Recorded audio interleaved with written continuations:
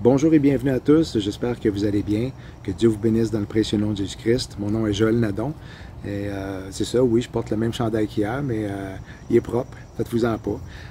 Là, je suis dans ma cour présentement, j'ai été capable de sortir de la maison et puis de me dissimuler ici jusqu'à l'arrière pour que bon, les chiens s'en aperçoivent pas. Ils sont fatigués, fait que j'en ai profité. Ils sont en train de dormir présentement. Alors, tout devrait bien se passer. Peut-être que les voisins vont faire du bruit, mais ça, on verra en temps et lieu. Et puis, oui, c'est ça, je me suis acheté une piscine. On s'est acheté une piscine, ma conjointe et moi. On est vraiment contents parce que dans les chaleurs, ça fait du bien. Donc, c'est ça. Là, je fais une vidéo sur YouTube parce que je voulais reparler de qu'est-ce que j'avais parlé dans la vidéo de vendredi que j'avais diffusée sur Facebook parce que j'ai eu plusieurs partages qui ont été faits. Et puis, je pense qu'il y a beaucoup de personnes qui sont curieux à propos de qu'est-ce qui se passe présentement avec Israël et l'Iran par rapport aux prophéties bibliques. Parce que, oui, ça a été prophétisé de la part de Dieu dans sa parole. Et puis, c'est ça que je voulais parler. Ceux qui ont vu la vidéo sur Facebook, je pense que vous allez quand même apprécier parce que je vais apporter d'autres informations. Et puis, c'est ça. Donc, je vais je vais citer les passages dont je vais parler. Et puis moi, je vous conseille, si vous n'êtes pas familier avec ces passages-là, de les prendre en note et puis de les relire, de les lire par vous-même, c'est-à-dire parce que moi, je vais en gros, là, je vais les dire dans mes propres mots parce que j'ai pas tout copié les versets sur papier. Et puis bon, je voulais vous forcer, dans le fond, à ce que vous lisiez les versets par vous-même. Donc, Jérémie 49, versets 35 à 37, ça parle de Élam qui va être attaqué. Élam, ça se trouve être l'ancien nom pour le sud-ouest de l'Iran. Et ce qui va se passer, c'est probablement que les États-Unis, selon Daniel 8, vont attaquer cette partie-là de l'Iran. Et puis de là se trouve une centrale nucléaire du nom de Bushehr, qui pourrait fort bien être attaqué. Et puis, pourquoi les États-Unis vont l'attaquer? C'est parce que c'est eux qui possèdent l'armement qui a une capacité d'aller exploser les plus profonds de la Terre, là où se trouve la centrale, et puis là où se trouve le nucléaire. Donc, dans le passage, ça parle qu'il n'y a pas une nation qui n'aura pas des fugitifs qui vont arriver du pays de Élam. Et puis, donc, c'est ça. C'est ce qui pourrait se passer, c'est qu'après l'explosion, c'est qu'il y ait des radiations nucléaires. Et puis, les gens fuient le pays. Et puis même, ça commence déjà, ça a commencé hier, beaucoup de personnes ont commencé à fuir Téhéran, la capitale de l'Iran, parce que, bon, entre autres, ça explose, là, un peu partout. Et puis, Donald Trump a surtout mentionné qu'il disait de sortir de là. Bon, ça, c'est peut-être un message qu'il y a quelque chose de gros qui va se passer prochainement sur la ville. On verra bien. Mais ensuite de ça, c'est le passage de Daniel 8, versets 2 à 9 en particulier. C'est que le bouc se trouve à être les États-Unis d'Amérique, le bélier et l'Iran. Donc, au verset 4, Daniel 8, 4, ça dit « J'ai vu le bélier frapper avec ses cornes vers l'ouest, le nord et le sud. Aucun animal ne pouvait lui résister, et il n'y avait personne pour délivrer ses victimes de son pouvoir. Il faisait ce qu'il voulait, et il est devenu grand. » Donc, le mot « grand » en hébreu est « gadal », qui veut dire devenir grand ou important, faire de grandes choses, même se glorifier soi-même. Donc, c'est ce qui doit se passer nécessairement avant que les États-Unis attaquent Élam. Il faut que l'Iran attaque au nord, à l'ouest et au sud. Donc, il y a eu une base américaine que j'ai entendu dire qui était attaquée par des missiles. Je ne pense pas qu'il y ait eu de dégâts, mais elle se situe en Syrie, ce qui se trouve être à l'ouest de l'Iran. Donc, c'est un exemple. Mais je pense qu'il va y avoir des bases américaines, justement, qui vont être attaquées. Et puis de là, Donald Trump va se fâcher, puis ça va être son excuse pour attaquer de force l'Iran. Ensuite de ça, Daniel 8, on peut lire Louis II, la version Louis II, le bouc devint très puissant, mais lorsqu'il fut puissant, sa corne se brisa. Donc, là, on a les mots puissants deux fois qui apparaissent dans le verset. Le premier est le même que celui au verset 4, c'est Gadal.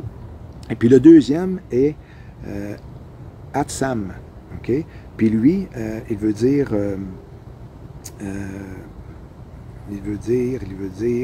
avoir le dessus. Donc, lorsque les États-Unis vont détruire la partie d'Elam et la centrifuge nucléaire, le mot veut dire que les États-Unis vont devenir, ils vont avoir le dessus. Donc, ils vont être vus comme l'armée par excellence mondiale. Mais ça dit que ça va être pour un court temps. Parce que ça dit, mais lorsqu'il fut puissant, sa grande corne se brisa. Lorsqu'on parle de corne dans ce passage-là, c'est sa force militaire. Donc, c'est-à-dire que la corne se brisa, c'est que ça va être la destruction des États-Unis. C'est dur à imaginer, mais c'est comme ça. Parce que il y a plusieurs passages qui le prouvent. Et puis là, ben, je vais faire une autre vidéo, si Dieu le veut, pour prouver que c'est vraiment les États-Unis. Mais si on continue aussi au verset 9, le verset suivant, c'est que après cela, la petite corne va sortir.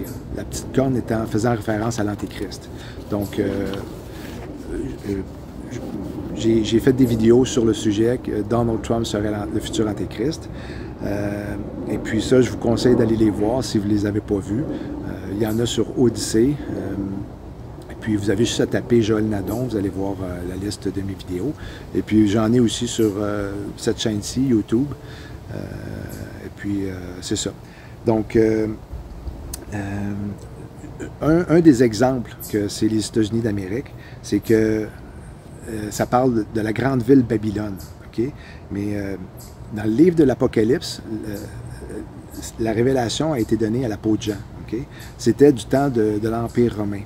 Et puis, quand on parle de ville, il y a aussi un autre terme qui est utilisé, je pense dans la version Osterval, c'est cité.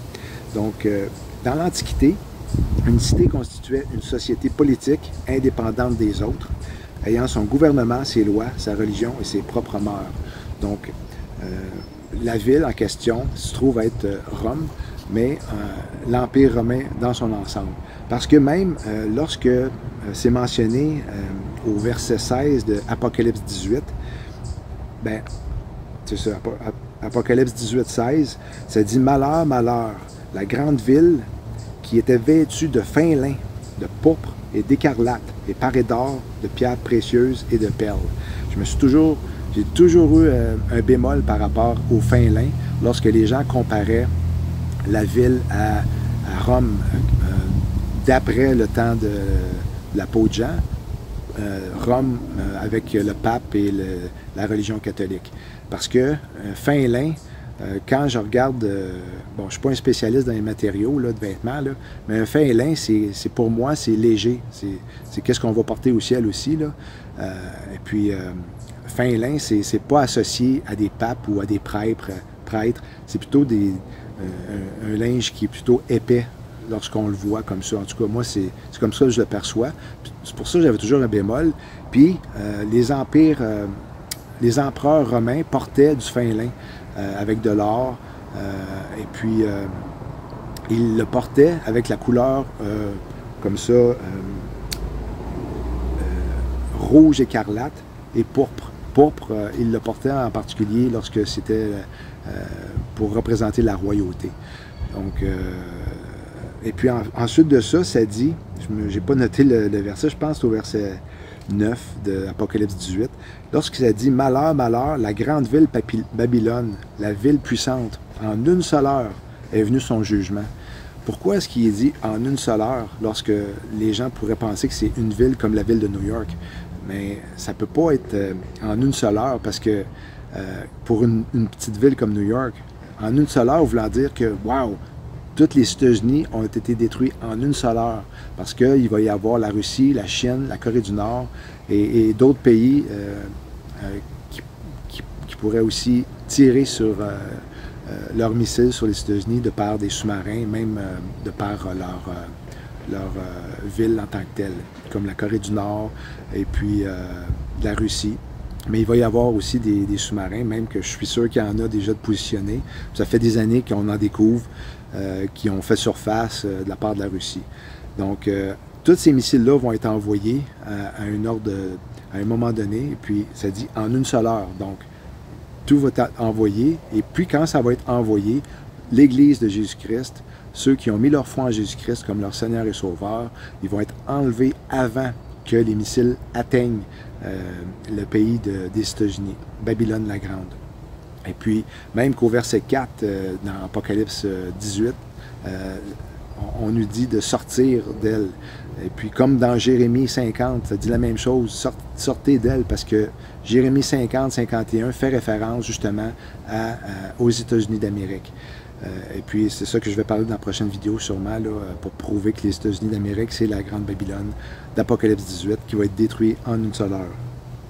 Et puis aussi, je l'ai mentionné, les deux cornes du bélier, les cornes, justement, une fait référence à la puissance militaire, mais l'autre fait référence pour l'Iran à son autorité religieuse. Donc,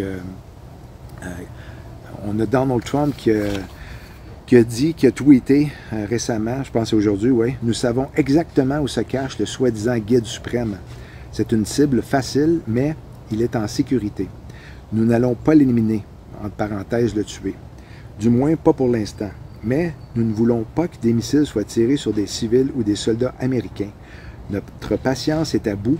Merci de votre attention. » Voyez comment que l'Antéchrist veut se glorifier, et puis c'est ça qui va arriver lorsqu'ils vont attaquer l'Iran, c'est que ça va être eux qui vont tuer, qui vont assassiner Khomeini, le guide suprême, et puis ils vont avoir toute la gloire. Ce ne sera pas Israël qui va avoir la gloire, ça va être les États-Unis, et c'est pour ça qu'il s'est dit qu'il va devenir puissant, parce que toute l'emphase va être mise sur la puissance militaire qui a fait que l'Iran, la majorité de l'Iran va être détruit.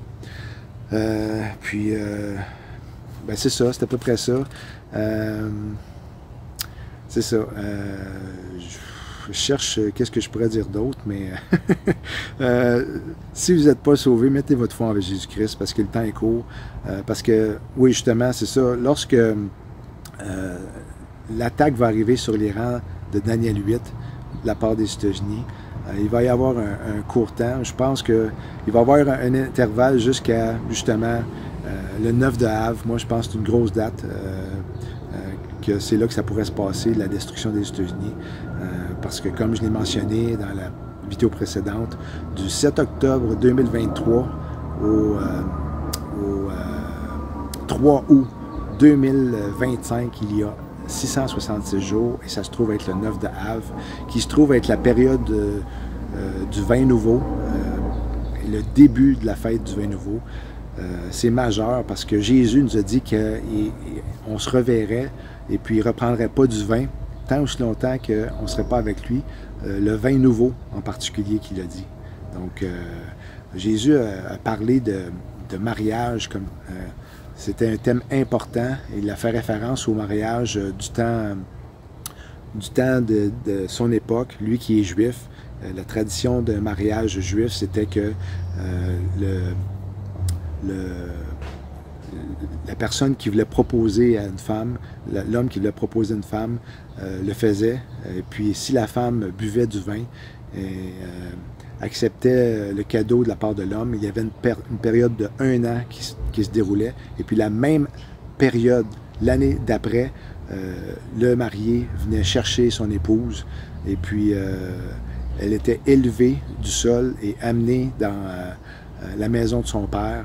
Et puis, de la même manière, l'Église va être amenée par des anges au ciel, sur des nuées, rencontrer Jésus-Christ. Et je pense qu'on va assister à la destruction des États-Unis, parce que un peu plus loin dans l'Apocalypse 18, ça dit que les apôtres et puis les saints, je pense, se réjouissaient justement de la destruction de Babylone et puis de ses péchés. Et puis ensuite de ça, on va se rendre dans la maison du Père. On va être officiellement, on va se marier avec Jésus-Christ officiellement. On va être formé pendant une période de 7 ans pour justement revenir régner sur terre avec lui en tant que roi et reine. Et puis ça va être glorieux, j'ai vraiment hâte. Je pense que vous, vous avez hâte aussi. Et puis, c'est ça. Moi, ça vient me chercher, là. C'est quelque chose de grandiose. Je suis vraiment excité. Je dors pas beaucoup ces temps-ci parce que je pense à ça. Quand je me réveille la nuit, ben c'est ça, j'ai de la misère à m'endormir. Fait que je me lève, puis je fais des recherches, puis je regarde des informations sur le sujet. Je dis des passages par rapport aux prophéties. Parce que les prophéties, c'est qu'est-ce qui est annoncé d'avance. Puis quand on sait qu'est-ce qui arrive d'avance, et puis qu'on sait que c'est pour notre gloire, et puis qu'on est en sécurité à travers tout ça, ben il y a une paix qui nous envahit. C'est sûr que Jésus est notre paix lorsqu'on l'a accepté comme Seigneur et Sauveur, mais ça fait en sorte que les gens voient qu'il y a quelque chose de différent qui se passe en nous. On est différent des autres. On est un peuple saint. Et puis, on est amené à parler de Jésus, à dire combien il nous aime et puis qu'il a payé le prix pour nous à la croix, qui a quitté son royaume, qui est descendu sur terre pour nous sauver. Et puis, il va revenir bientôt. Moi, je pense que c'est cette année. C'est arrivé dans le passé que j'ai pensé qu'il pouvait revenir aussi, parce qu'on avait d'autres signes qui nous montraient qu'on pouvait dire ça. Donc, c'est pas un péché de dire qu'il pourrait arriver à une telle date. Non, au contraire, on est appelé à être vigilant, à regarder les signes, à être prêt. Mais prêt dans le sens, quand Jésus dit d'être prêt, il parle aux Juifs en disant « Soyez prêts, soyez sauvés ». Pas dans le sens de, comme des gens pensent que Matthieu 25, c'est par rapport au Saint-Esprit. Non, c'est par rapport à ceux qui vont être sauvés et ceux qui ne le seront pas. Parce que Matthieu 24 nous fait la description de la tribulation de 7 ans. Ensuite, Matthieu 25 nous parle des vierges sages et folles. Les sages sont sauvés, les folles ne sont pas sauvées. C'est le mot impie qui est utilisé pour folle. Et puis, ça n'a rien à voir avec le Saint-Esprit. C'est juste que c'est une parabole qui nous dit que Jésus va revenir sur terre. Il faut faire le tri entre le bouc et les brebis. Les brebis vont aller à sa droite, les boucs vont aller pour le jugement. Et puis, je vous conseille de vous tourner vers Jésus parce que ça ne sera pas beau si vous restez ici. Même que quand les États-Unis vont être détruits, ça va se trouver être le premier jugement qui va tomber,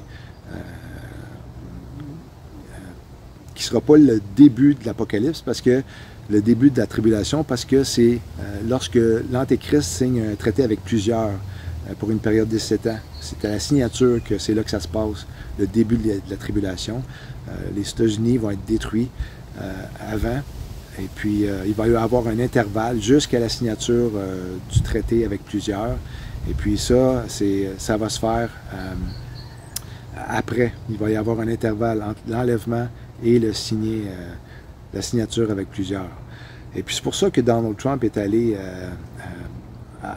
rencontrer l'Arabie Saoudite, les Arabes. Ils ont fait des alliances parce qu'il veut amener une paix et sécurité pour eux. Parce que pour eux, c'est une religion qui est sunnite. Et puis l'Iran est chiite. Donc c'est l'ennemi des Arabes en Arabie Saoudite. Et puis c'est pour ça que Donald Trump dit qu'il va y avoir une paix et sécurité. Et pour ça qu'il a signé des accords avec plusieurs dans les pays arabes pour leur dire, écoutez, on va s'entendre que si vous me donnez de l'argent, si on signe ce traité-là, je vous garantis que je vais m'occuper de l'Iran. Et puis c'est ça qui se passe présentement. On est en train d'assister à ça au temps présent. Donc, quand les hommes diront paix et sécurité, une ruine subite va arriver sur eux, donc les États-Unis. Et puis c'est ça, j'ai oublié de mentionner, c'est que quand ça parle de paix et sécurité dans 1 Thessaloniciens 5.3, c'est que ça va arriver subitement. Et regardez ce qui est écrit dans Matthieu, pas Matthieu, mais Daniel 8, version Sommeur. Le bouc devint très grand, mais lorsqu'il était encore en pleine vigueur, sa grande corne fut soudain brisée. C'est le mot soudain qui est arrivé ici. Donc, la destruction des États-Unis arrive subitement, comme dans 1 Thessaloniciens 5.3. C'est ça que ça fait référence dans ce passage-là. Donc, j'espère que vous avez apprécié. Gênez-vous pas de dire que vous avez apprécié parce que c'est vraiment gentil quand je le vois. Je ne réponds pas à tous les commentaires parce que vous savez que j'aime mieux investir mon temps à faire des recherches et à vous les partager que de répondre à tous les commentaires que vous m'envoyez. Mais j'apprécie vraiment beaucoup ceux qui m'édifient et ceux qui apprécient ce que je vous partage. Là-dessus, je vous aime beaucoup. Shalom.